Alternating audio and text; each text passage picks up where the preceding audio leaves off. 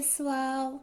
Hoje eu e a minha colega Juscelene, nós iremos abordar a matéria de um jeito um pouco diferente, mas dinâmico. Nosso assunto de hoje é células.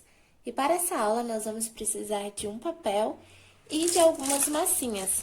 Elas podem ser tanto caseiras quanto essas que são compradas pronta mesmo, o que for melhor para vocês, ok? Primeiramente, vale relembrar o que é mesmo uma célula? Bom, as células elas podem ser definidas como as unidades estruturais e funcionais de todos os seres vivos. E basicamente, essa célula é composta por três partes: a membrana plasmática, o citoplasma e o núcleo. E também elas possuem algumas organelas citoplasmáticas que atuam no desenvolvimento dessas células. As organelas, elas são umas pequenas estruturas que são localizadas ali dentro da célula e têm como função garantir o funcionamento dessa célula, como, por exemplo, a digestão, a quebra de moléculas, o transporte de proteínas e entre outros.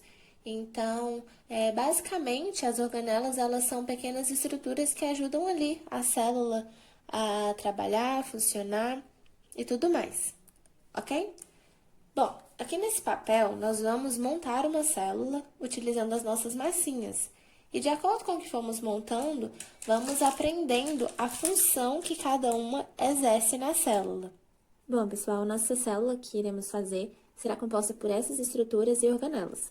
Primeiramente, aqui nós temos a membrana plasmática, que nós vamos fazer nesse tom de bege, o núcleo, que vai ser na cor preta, os lisossomos, que vão ser marrons, os centríolos, que vão ser um verde mais escuro, e o nucleolo, que vai ser um verde mais claro.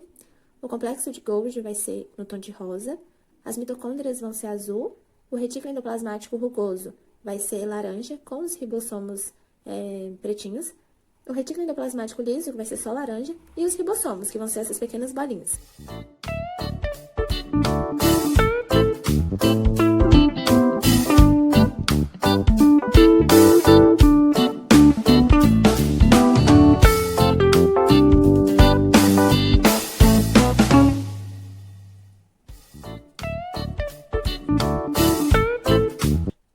Então, aqui eu fiz um círculo com a nossa massinha da cor bege, que é a nossa membrana plasmática.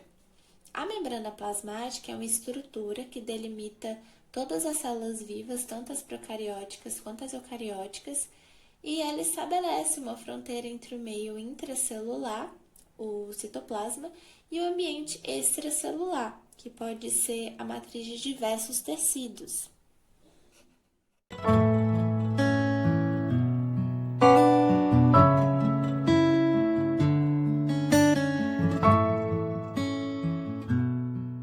O núcleo é extremamente importante para a célula.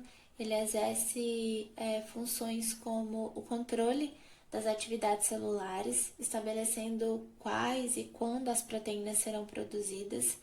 Também o armazenamento da informação genética, uma vez que é no núcleo que está presente a maior parte do DNA, e também a duplicação do DNA.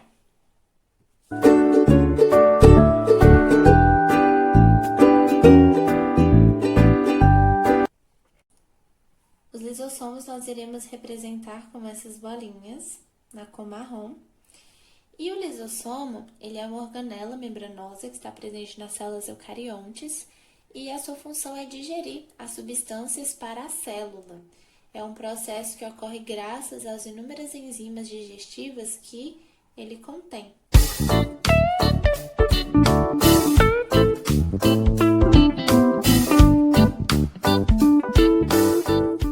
O complexo de Golgi, nós vamos representá-lo dessa forma. O complexo de Golgi, ele é uma organela de células eucariontes, composta de discos membranosos achatados, e sua função é modificar, armazenar e exportar proteínas sintetizadas no retículo endoplasmático rugoso e, além disso, origina os lisossomos e os acrossomos dos espermatozoides.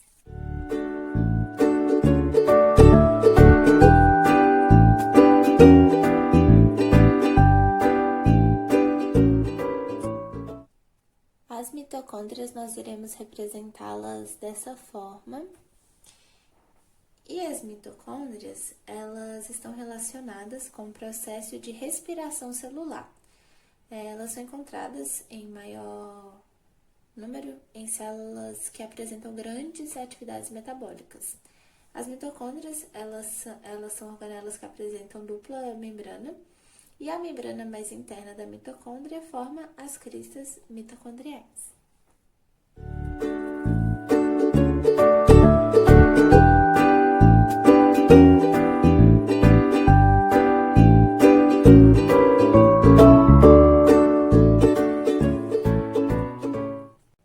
Os ribossomos, nós iremos representá-los dessa forma, como bolinhas. E os ribossomos, eles são pequenas estruturas em forma de grânulos que estão presentes nas células procariontes e eucariontes, e eles são fundamentais para o crescimento, a regeneração celular e o controle metabólico. A função do ribossomo é auxiliar na produção e na síntese das proteínas das células.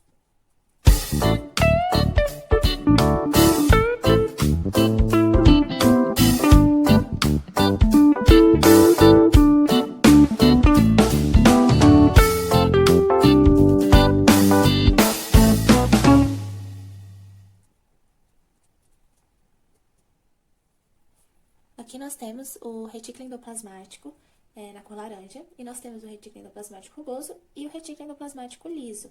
No retículo endoplasmático rugoso, ele tem alguns ribossomos presentes. Aí nós vamos colocar os ribossomos aqui nele.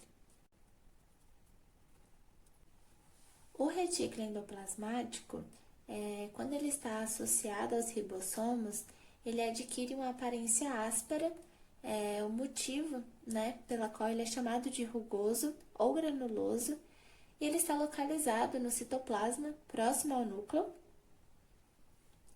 sendo a sua membrana uma continuação da membrana nuclear externa.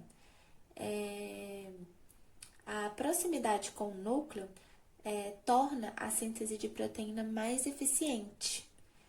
Principalmente uma vez que o retículo endoplasmático rugoso pode enviar rapidamente um sinal para o núcleo iniciar o processo de transcrição do DNA. O retículo endoplasmático liso, essa parte sem os ribossomos, ele não possui os ribossomos, ligado à sua membrana, e por isso ele parece liso. Sua função é basicamente participar da produção de moléculas de lipídios, e em especial fosfolipídios, que irão compor a membrana das células. Porém, dependendo do tipo de células em que se encontra, ele terá funções diferentes dessa.